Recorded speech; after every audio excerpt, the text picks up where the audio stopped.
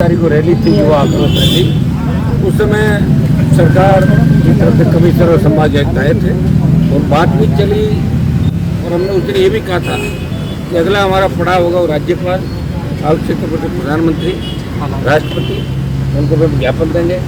आज SI भर्ती के अभ्यर्थी RS 18 और 21 के हमारे कुछ अभ्यर्थी और इनके साथ RS की हमारी जो टीम है, ये 9 प्रतिनिधिमंडल के साथ गवर्नर साहब से मुलाकात करी। बहुत ही अच्छी भेंट रही हमारी और इन्होंने हमें आश्वस्त किया कि चूंकि RPSC पुनर्गठन का मामला सीधा गवर्नर का बताते। मैंने कहा साहब आप मांग लो, खुद मांग लो, आप CM कहते हैं। वैसे 10 मिनट का मामला होता है कि CM गवर्नर को भेजे, गवर्नर राष्ट्रपति से अप्रूव ले ले और संवैधानिक संस्था जो कि दिखाता है तो उसका हो जाएगा। भंग करें, नए सिरे से RPSC का गठन करें UPSC की तरफ पर।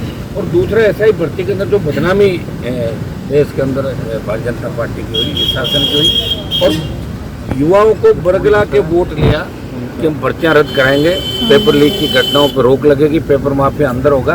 और 1.5 साल बाद सरकार इस बात की सुध नहीं ले रही है और 1.5 महीने से बड़ा आंदोलन चल रहा है। गर्मी के अंदर नौजवान सड़कों पे, ये राज्यपाल महोदय को हमने अवगत कराया और अच्छी तरह हमारे स्वास्थ्य वातावरण बात भी उन्होंने आश्वस्त किया कि दिल्ली तक भी इस बात को पहुँचेंगे, मुख्यमंत्री इस मामले में बात करें। धरने का क्या रहा है, कंटिन्यू है? धरना तो चल ही रहा है ना, धरना चल रहा है। आज हमारे कार्यक्रम आ गया तो आज हम बैठ के रणनीति तय करेंगे धरने को किस हिसाब से हम चलाएं, आंदोलन को और क्या रूप हम दें जिससे सरकार पर और दबाव बने। लेकिन वैसे सरकार बहुत दबाव के अंदर है, ये आपने देख लिया होगा। जून की छुट्टियां आ गई, हाईकोर्ट से बहुत बड़ी उम्मीद थी नौजवानों को, लेकिन थोड़ी सी मायूसी हाथ लगी। फिर भी नौजवान तैयार है अगले पड़ाव के लिए। ये लड़ाई आखिरी तक जारी रहेगी। ये दोनों जो मामले हैं, SI भर्ती, RPSC पुनर्गठन, पेपर लीक की जितनी घटनाएं, चाहे लेवल फेस्ट का मामला हो, हम कहते हैं कुछ मामले CBI को चले जाए और ये RPSC का पुनर्गठन हो, SI भर्ती रद्द हो। क्योंकि पूरा जो सिस्टम है 869 का, उसमें 500 से ज़्यादा भर्ती बता रहे हैं। गिरफ्तारी अभी 50-52 की हुई है। 103 लोग जो पकड़े हैं वो दूसरे उनके साथ वाले। तो SOG के अंदर भी एक तरीके से सेटलमेंट का कमरा बन गया जिसमें कुछ लोगों को लाते हैं और 3 के साथ एक, जैसे 2 लाए तो 1 फ्री, 3 के साथ 1 फ्री। ये धंधा SOG के अंदर 1-1 करोड़ रुपए के अंदर बहुत से मुलजिम SOG ने भी निकाल, तो SOG भी दूध की धुली नहीं है।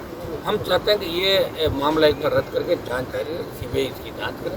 ये हमारी तरफ से हम चाहते हैं कि एक बार भर्ती रद्द हो, RPSC का पुनर्गठन हो, UPSC की तरफ से मेंबर यहाँ आने वाला जो राजस्थान का यूथ है, बच्चे हैं, वो भरोसा करें। क्योंकि अब घरों के अंदर भी बच्चे कहने लगे कि पापा कितनी पढ़ाई कर रहे हैं लेकिन फ़ायदा क्या, पेपर तो आउट हो जाएगा।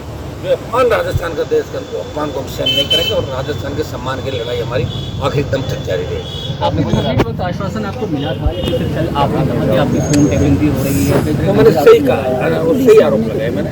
क्योंकि क्योंकि मेरा जिधर भी मूवमेंट होता है, जो भी बात होती है, तो उससे पहले ही कहीं पहुँच जाती है। इसका फोन टैप हो रहा है और आज के युग में पेगासस के बाद तो आप देख रहे हो कि फेस टाइम और व्हाट्सएप भी आराम से टैप किए जा सकते हैं। इससे पहले भी बहुत से लोगों को फोन टैप हुआ, अशोक गहलोत जी सरकार गिरे कि उसको कि हमारे फोन टैप हो रहे हैं। तो पता आपको सारी चीज़ें सामने ठीक है, फोन टैप हुए और फोन पे पता लगा तभी सरकार बच गई थी अशोक गहलोत की। अगर फोन पे पहला टैप नहीं होता तो सरकार गिरी जाती। फोन टैपिंग थी तो सरकार बचाई थी। फोन टैपिंग अपराध है, हम प्रयास करें पता लग जाए हमें सारी बात।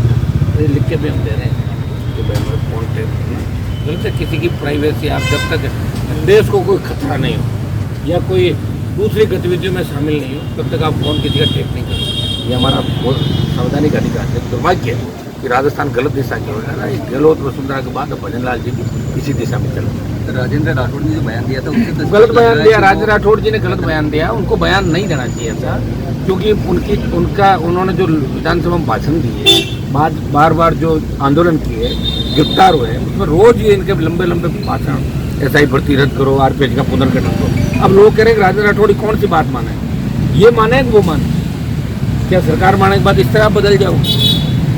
वो उनका अब उन्होंने क्यों बयान दिया, कैसे दिया, वो तो वही जान सकते हैं। लेकिन राजेंद्र राठौड़ का बयान ही सब कुछ नहीं होता, आप जानते हैं। जन आंदोलन का आगे सरकारें झुकी है। बयान तो BJP के नेताओं ने बहुत दिए थे, 3 कृषि भी लक्ष्य है।